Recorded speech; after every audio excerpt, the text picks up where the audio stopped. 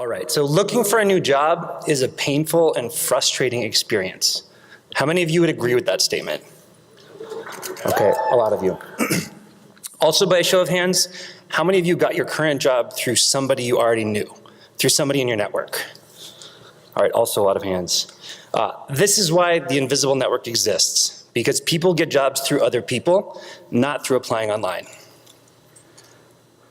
So hi, I'm Matt. I'm a software engineer, pizza enthusiast. I use he, him, his pronouns, and I just started working at Foodsby. Like many of you, I got my current job through somebody I already knew. So for background, I've connected a handful of friends with jobs in the past, and I had this idea that I wanted to validate about a people-company job matching experiment, and oh no. So I tweeted about it, and the response was so overwhelming that I had to figure out how to sort of manage and keep track of all of these people myself. I realize I'm on the wrong tabs. Oh gosh. So with that, that's why I built the Invisible Network. And before I show you the actual site, I want to say, if you want to ignore me for the rest of my demo, the URL is invisiblenetwork without the letter O.com because of domain squatters. So that's the URL. It should look good on your phone if you want to check it out. So with that, the Invisible Network is a place that connects talented people who are looking for work with companies that are hiring. And the magical parts about it that make it unique are that it's a place where you can anonymously share that you're looking for work without alerting your employer that you're looking, and also without getting spammed by recruiters on LinkedIn. For employers, it's a place where you can find talented people quickly while also reducing bias in your process. So those are the important parts about what makes this different. At a high level, at the very top, there are two different buttons. One says I'm looking for work, one says I'm hiring. If you're looking for work, the experience looks kind of like this. Click the button, it'll open up a form. I'll ask you a handful of questions about who you are and what you're looking for. And then from there, I'll review your answers, and I might take a bit of creative license in how I summarize you, mostly just to make sure that none of your personal information is sort of coming through. And then what that looks like on the actual site is, here's an example. Here's a DevSecOps advocate. They're in the Twin Cities. They're in the DevOps category. They're mid-level. They're looking for a full-time role. They're looking for an individual contributor role. They would prefer remote.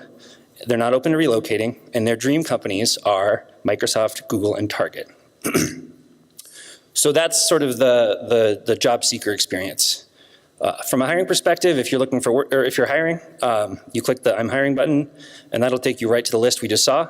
I should say, this is all live data, and these are all real people who have opted in to share their information anonymously because they're looking for work. And so, for example, if you wanted to find a Rails person, you can search, you can filter.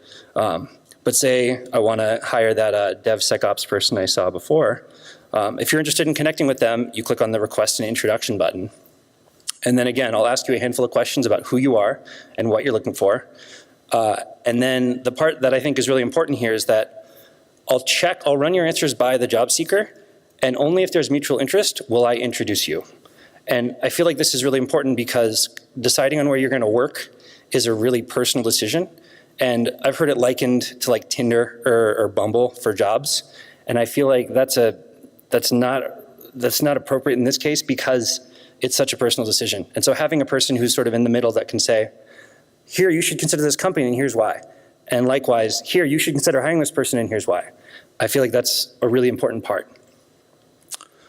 So that's sort of in a nutshell what the Invisible Network is and how it works. From a tech perspective, I chose a tech stack that was pretty lightweight and allowed me to get up and running pretty quickly.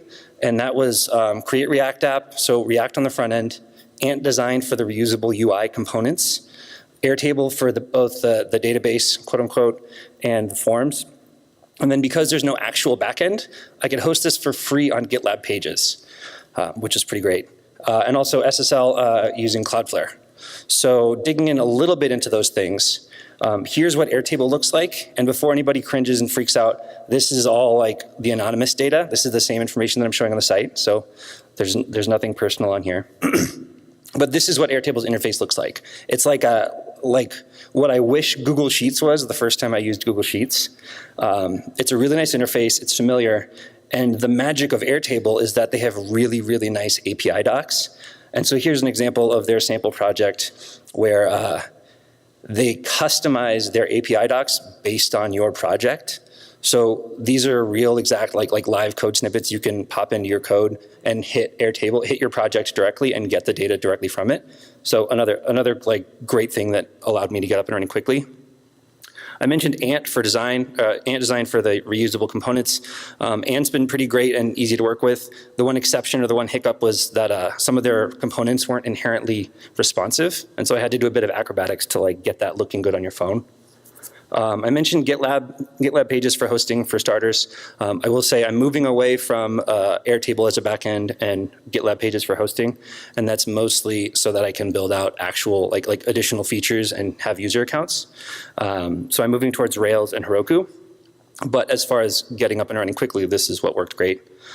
And so with that, I wanted to say that I'm focused here first and foremost on solving what I see as a big problem in the community.